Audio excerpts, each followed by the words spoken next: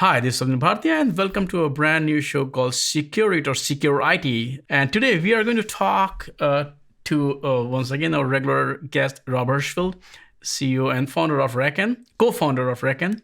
Rob, if you look at this pandemic, I have been talking to a lot of companies as what it has done is that while it has not changed companies' cloud or digital transformation strategy, it has accelerated it. And one of the biggest challenges that they see is security. A lot of their workloads are moving to the cloud. Their employees and their users are accessing it remotely outside of their corporate firewall. Yes, there is VPN, but there are a lot of implications when it comes to security.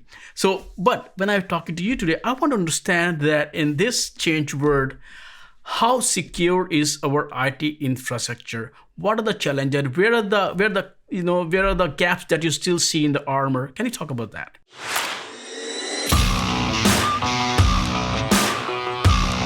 Yeah, unfortunately, we see gaps in the armor everywhere. And it's actually only getting worse as companies in their rush to move to digital transformation are literally just picking up every SaaS application that they can pick up and moving data and then connecting SaaS together. And what that really ends up creating in this case is not SaaS, but silos as a service. So what we have is this case where people are thinking they can solve all their problems quickly by moving into the cloud. Once you're in the cloud, you don't really have that much control or any control over how your outsourced vendors are securing their data. And what their security policies are, and if they have a breach, what happens to it and how they control information. And even so, you're still now shipping data between a whole bunch of different infrastructures, a whole bunch of different cloud providers. And so what we see is this segmentation of data into the cloud as a challenge for digital transformation. And even more, if that wasn't bad enough, what we really see is the idea that I'm automating across all of these security boundaries as even worse. And so one of the things that RackN has really been focused on is understanding what it takes to build automation that crosses all of these boundaries. And the boundaries exist, whether you're on premises, in a data center, or using a whole bunch of SaaS in the cloud. It's automating across all of these interface and product silos that becomes a really significant challenge that makes security fall apart. Because any one link in that whole infrastructure and the whole system is going to fall down. Can you just quickly explain how would you define silos as a service? So silos as a service is unfortunately sort of our natural state of IT infrastructure. What it says is that I have put together my IT system, right? Everybody has an IT system by picking vendors that are basically different vendors. And each one of those vendors has their own security components, their own data store, their own pieces, and their own parts. And this is not new. We've had data centers like this all along where you might have a system that handles names and security and IP addresses, and you might have multiple hardware vendors. You might have a database vendor. You might have an ERP vendor. Silos are not uncommon in IT infrastructure. Silos as a service really just says instead of me running those in my own data center and under my own single network domain, I've now turned it into a SaaS service so that I have all of those services running as different entities. And now I'm counting on them to do the security and work for that. And I'm also having to basically give credentials and security to external parties so that they can talk to each other. We do it all the time in our business. We're a startup, and we'll use our code build chain crosses at least 5 different vendors.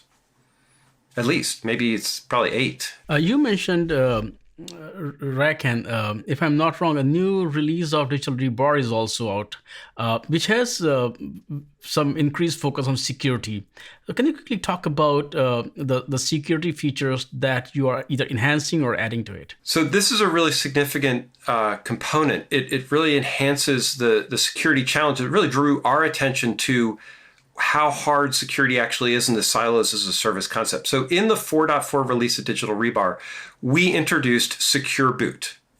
Most commodity servers today have a chip called a Trusted Platform Module that allows you to boot the server in a secure mode, in a trusted operating system mode.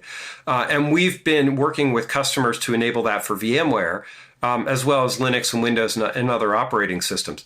And we always expected delivering that piece would translate into secure systems. And it's important, but it doesn't actually make a secure system. And the reason it doesn't make a secure system by itself is that you actually have to do a lot of other security work to deliver working infrastructure. That includes setting passwords securely. It includes installing certificates with the right names, so you're using correctly signed certificates. It includes putting things on the right network or VLAN. It includes patching and making sure the BIOS is maintained. All of these steps are really significant components in building secure infrastructure. And they're very difficult to automate. And any one of those components could be a weak link in your chain. And this is true on premises or in the cloud. Secure boot has been there for quite some time now. There was some initial controversy around that, but now it's everywhere, and it is making systems relatively secure. What role does it play in securing a system? Number one. Number two is, how aware of people of it, and how many are actually turning it on? Most people are only peripherally aware of it, and very few turn it on. And the reason they don't turn it on is because in order to make secure boot work, you have to move to the latest BIOS. You have to provide vendor-signed components. You have to provide vendor-signed components to every step of the channel. And so that means that when you're talking about secure boot, you actually have to have a secure bootloader. You have to have a secure operating system. For VMware, you actually have to have signed what they call VIBs, which are post-boot configuration components. That was something that RackN has been prototyping with VMware for the bare metal phases. And in order to get all of those pieces working, all of them correctly configured for secure boot, has been a significant challenge. So we've seen customers who are able to do it maybe for one type of gear or in one very limited base. And typically when they turn on secure boot, they then lose control of the automation on the systems, because you can't transition to an automated system in a secure way either. So it ends up being a significant challenge of multiple components. How you boot the systems, how you configure the BIOS, how you transition from one boot stage to another boot stage, how you handle the post-boot sequencing to make sure that you remain in secure mode. It is a really significant lift to take advantage of something that, you're right, has been in systems for at least 5 years. Are there any real, you touched upon it a bit, but are there any genuine reasons where people don't turn it on, or it's just awareness? They don't turn it on because it really does create risk in your infrastructure to turn on security. This is the reason why systems are so insecure. If you turn on security, which everybody should, then that runs the risk that the system will not boot correctly if you have some break in the secure chain. So a really good secure system is going to say, if I don't trust these components, I will not work. Right? You could actually make systems completely inaccessible if you lose keys or you don't provide the right boot systems or right boot configurations.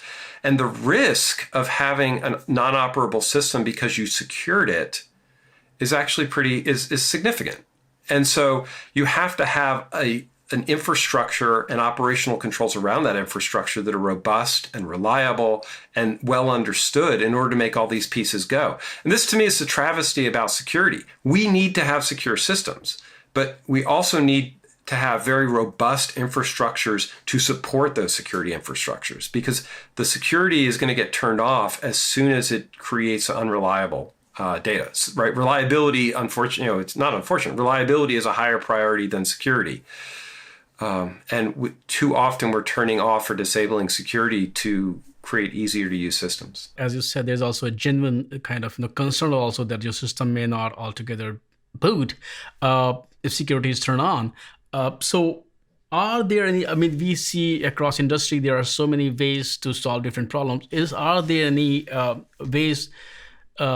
standardized ways to help customers trust these measures? This is one of the reasons why we build Digital Rebar the way we build it, with highly transparent operations and components like that. None of the security pieces we're talking about are esoteric or strange or not available in the systems today. It really is a connecting the dots problem. So in order to build a good secure system, you don't have to do things that are particularly strange or unique, but they are interconnected. So building a signed certificate so that your APIs are using the correct certificates requires you to talk to a certificate authority, provide information like the name of the system, and then pull that certificate back and install it.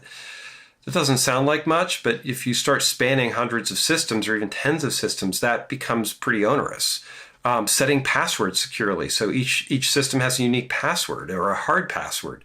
Those are all very important things. Something as simple as making sure that you have a SSH key rotation strategy and you have a way to install and remove SSH keys from systems. That's the most basic thing that you can do, and it's surprisingly hard to actually do it really well. So all of these things together are places where you keep having weak links in the chain. Secure boot has been like that. We've watched customers not even worry about secure boot because, frankly, they couldn't secure the front door, let alone worry about the authenticity of their operating systems. And that's for us why we got all those other pieces working first. And then secure boot is sort of, hey, now we actually can give you an operating system that's secured end to end. Secure boot becomes that final piece. For VMware, it's hugely important. If VMware is booted in secure mode, which we can now do, then all of the VMs that start in that hypervisor are also able to be started in secure boot mode. It wasn't like that. If you don't start the hypervisor securely, then you can't start the VM securely. So this has ripple effects all up and down a customer stack of how they run the infrastructure and how they deliver that capability. And the funny thing, Swap, about all this is that once you've gotten those pieces, they're actually really simple. Right? It's building, once you've built the chain and you've proven it and you have robust tools that make it reliable, you sort of become, why didn't I always do it like this? It doesn't, you don't see it when it's well automated. It just disappears into the background, which is really the way security always should be. Right. And if you look at security or any other IT problem, it's this twofold, tech problem and people problem, mindset problem, practice problem.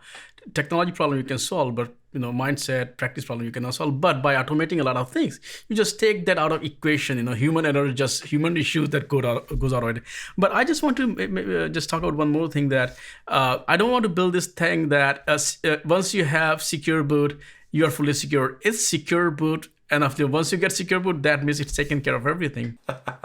No, not at all. And there is no single, panacea for security. It is a chain of connected components. One weak link can leave your whole system vulnerable. Right? Patching your RAID and BIOS.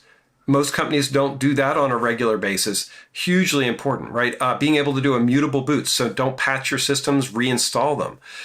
All of those things together are critical. And I'll give you you were talking about humans versus technological solutions. A lot of people in industry, the vast majority, do not have automated processes for patching, for onboarding systems, for installing, right? They can sort of do it.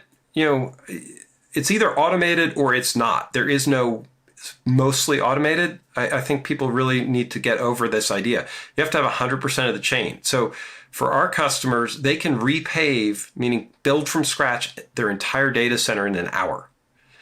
That is security, right? When you can do that and it's secure, now you have confidence that you can actually run your infrastructure. If you can't do that, if it requires somebody to run around or figure things out or type on a keyboard, you're not secure. That human component in these processes is actually undermining the security of your entire system. And that's the challenge that we have as we look at this.